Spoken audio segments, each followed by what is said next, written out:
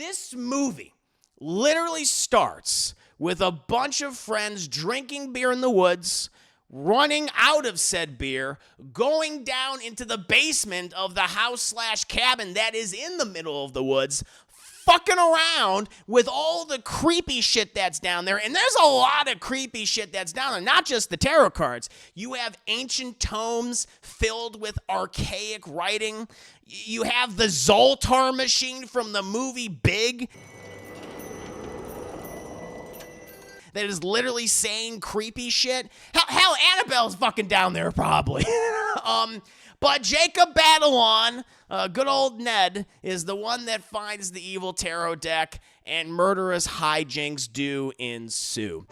We're all gonna die! We're gonna go ahead and we're gonna move on to my review for tarot. So, I think it's safe to say that the horror genre and its many subgenres have been delivering some pretty good to excellent films over the last few years. You know, one could argue, honestly, just the last decade alone, from like Jordan Peele's just theatrical debut with Get Out, the previous decade, to John Krasinski's, creature feature franchise, A Quiet Place, which we're going to be getting the third film in that series very soon, that prequel sequel. Can't wait for that.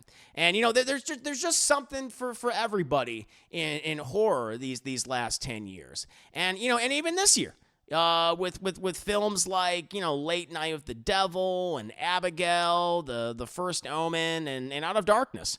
Us horror fans, I feel like, have been eating pretty good these last few years. But, there's also been a number of wretched horror films, like the Haunted Pool movie, Night Swim, and the latest Drek created by Jeff Wadlow that was imaginary. And now I can safely say you can add another film to stand head and shoulders next to those two awful movies with the latest Screen Gem stinker, Tarot. Now, I don't really feel the need to provide a synopsis for this particular film, since the trailer pretty much includes most of the big plot points from the film. A bunch of kids fuck around and find out. That's what this movie does. A bunch of friends just fuck around with a haunted tarot deck. Their horoscopes are read and assigned, and throughout the course of the movie, they're killed off one by one in boring, uninspired fashion. That's exactly what happens. Now, I watched this movie while on edibles, and despite feeling pretty good, pretty cozy, vibing, it did not make the film itself a better viewing experience. If I had to give the movie a single compliment, the first 15 minutes of the movie is an unironic remake of 2011's Cabin in the Woods. The movie that made fun of, horror tropes and dissected them while also being just a really funny horror comedy. This movie literally starts with a bunch of friends drinking beer in the woods, running out of said beer, going down into the basement of the house/cabin that is in the middle of the woods, fucking around with all the creepy shit that's down there. And there's a lot of creepy shit that's down there, not just the tarot cards. You have ancient tomes filled with archaic writing. You have the Zoltar machine from the movie Big that is literally saying creepy shit. Hell, Annabelle's fucking down there probably. But Jacob Batalon, good old Ned, is the one that finds the evil tarot deck, and murderous hijinks do ensue. We're all gonna die! From there, we just get an overly long explanation of tarot cards, the history of tarot cards, what they do. Everyone's fucking horoscope gets read, and it's all so goddamn boring. But not nearly as boring as the characters themselves. We're pretty much just following a bunch of pretty white, black, ethnically mysterious people. I don't want to assume what all their races or ethnicities are, but I'm just like, you're tan, so I don't know. You're ethnically mysterious to me. And we just follow them and their lives, and they just live these dull, insipid lives and just all die off. Most of them die off in really forgettable fashion. And you don't care about any of these goddamn people. You don't care at all. And so when they die, it's like, which one was that again? Which of the pretty white, black, and or, mysterious ethnic people just, I don't fucking know. I have no clue. You never for a second buy that this group are friends at all. The material that the actors are given is trite and exposition heavy. And the structure of the movie is just death scene, exposition scene, and then repeat. Just rinse and fucking repeat. Until the prettiest couple, you don't care about spoilers, you don't give a shit. The movie pretty much ends with the prettiest couple defeating the curse that was placed on the tarot deck, and the comedy relief character, Ned, Jacob Batalon from Spider-Man, is revealed to not have died, even though earlier it was clearly shown he was killed, but he's like, don't worry, I am the comedy relief. Everyone likes me. I'm literally the most recognizable person in this movie. I'm going to save the couple, and we're going to drive off in the safety. Those other people, one girl got crushed by a ladder, which was a pretty boring kill. One person got hit by a train. One person was split in half by a saw. You know what would have made this movie even better? Because I was hoping, because I like Jacob Batalon a lot. I've really enjoyed him in obviously the Spider-Man Home trilogy. He's great in Homecoming and Far From Home, and obviously most recently in No Way Home. I think he got like a lot of fun stuff to do in No Way Home. He brought a lot of emotion that like, I bought him, unlike, say, Tobey Maguire and James Franco, or Andrew Garfield and Dane DeHaan, in their respective Spider-Man films. I never really bought them as friends, like, at all, right? It's just like these relationships just feel like really toxic.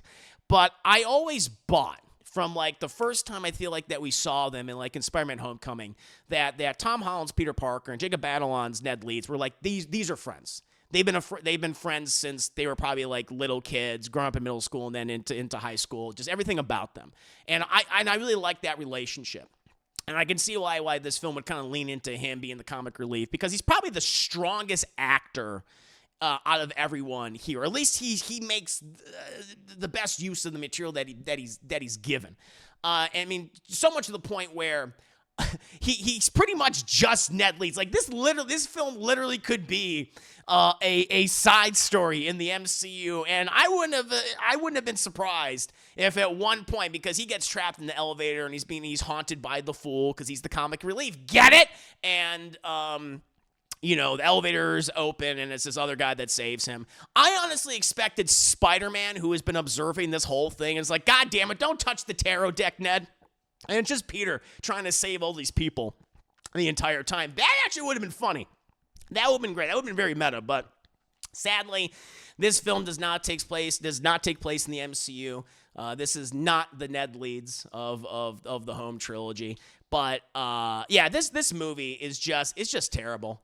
And it doesn't even have enough scenes that are unintentionally funny, which is why, to me, it's earned its place next to Night Swim and Imaginary as one of the worst horror movies of the year so far. I kind of got to give it to the other two at the very least. Night Swim, I think, will be remembered as the haunted pool movie because that concept is just so dumb and ridiculous. It's like a haunted pool movie, right? So I can give it up to that film. And, Imaginary is just, it's Jeff Wadlow, who's certainly become this infamous director. But, Tarot, because it literally just does what we so often see in, the worst of the worst, when it comes to horror films, just a bunch of friends drunk, they find a mysterious object down the basement, and then, again, murderous hijinks ensue. Because it just repeats what we so often see in the worst horror films, it's just it's going to disappear. It's going to disappear into the ether, and then when people, probably see it, 20 years from now, if they even do, it's like, oh, yeah, that movie. I forgot that even existed. The people are going to forget this movie even existed. And you can just tell, like, just by watching, which, again, I watched this via Putin Tube. Thank you, Vladimir Putin. That they simply want to make a quick buck on this film. The writing is insipid. The directing is boring and lazy. The actors feel like we're just here to collect a paycheck. Some to put on a resume. Some where we can maybe get our foot in the door of a bigger project. Like, nothing about this is inspired or interesting or even fun, or at the end of the day, even unintentionally funny. It just kind of exists, and it will just dissipate into the ether within the next few months. But that's just how I feel.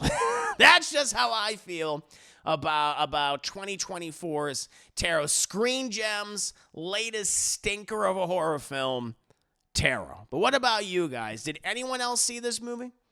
Did you watch it in the theater? My apologies. Did you watch it on Putin Tube with Vladimir Putin? Let me know. 5 minutes later. What about you, chap? What do you think of Tarot? If you even saw it. The train kill was the one laugh I had in the movie. I guess I've seen better train kills before. But fair enough, because it's like, Wasn't he in a vampire show, Jacob Batalon? I think he was a vampire in something. I think you're right. It sounds like the Bye-Bye Man. It's, you know what? It's similar to the Bye-Bye Man. It's, you know what? They're in the same ballpark with each other. Yeah, I agree. Tom and Jacob definitely had great chemistry. They did. Reginald the Vampire. It is a Sony film, so it was technically possible. Yeah, they should have just done it. They should have said, fuck it. He must have Jacob Batalon must have a contract with Sony since he was in this movie. Would have made this Sony's best Spider movie that was not named Spider-Man. I guess so. Grace 24. Thank you, Vladimir Boone. Thank you. Hey, man. He helped me out with this movie. I didn't have to pay. I didn't have to waste $10 seeing it. I don't have to write this off on my taxes for the next tax season. Darksley says, I didn't see this shit. Logo's like, nope. Bishop says, nope. I saw the trailer. That's about it. I mean, it pretty much tells you what you're going to get. It pretty much shows all the kills in the movie, too. As I said the other day, this is a fucking movie where a studio desperately needs to make some money. So they take a cheap-ass script off the shelf, don't even dust it off, quickly produce it, and throw it in the wild. Yeah. Think about Jacob Batalon. He doesn't appear in it. That's the thing, too. Yeah, because he's like seemingly like killed up, but he comes back. Don't you worry. And I was like, are they really going to kill him? I didn't like, they're not going to kill like probably the funniest or the most, not even funniest character, because so much of the material he's given, he's trying his best to like really sell it, but it's just nothing's like hitting, nothing's really connecting. He's just the one that is the most alive. I guess that's how I would describe him, because like everyone else is just generic as fuck. Like you have the two prettiest people who clearly like each other but are not like talking. You have like an obnoxious couple in it. You have like a guy that just eats like food off the ground like a fucking gremlin, you know? That's really it. Like these are the things that define me. You have one guy, it's like, I like to eat food off the ground like a hobo. I'm like, okay, dude. Yeah, he's a good actor in a shitty movie. Yeah, I mean, he took the paycheck. Even he's like, fuck it. He's just relaxed. There's like a scene you see in the trailers where they're just all kind of sitting around, and it's like, whatever. Like maybe he was having the most fun with the role, like he was aware of the movie. I think so. Yeah. I think he knew he was in shit. And it's like, I'm just going to kind of vibe, going to kind of relax. You know, he's just like, whatever. I bet the shoot was really short. This was not like a long shoot. It's probably like less than a month. I think they probably shot this thing in like 3 weeks. I would not be surprised at all. And he doesn't have to be on set for those 3 weeks either. 5-second rule. 5-second rule. Oh, my Lord. Not like this guy. That food was on the ground for like a long-ass time, and he was like eating like a little gremlin. And even Jacob Batalon's like looking at him in the movie. He's like, what the fuck's wrong with you? You goddamn floor goblin. Oh, man. Screen Gems' last 4 to 5 movies haven't been gems at all. They're anything but Screen Gems. You're correct. I think that name, unlike the movie, is ironic.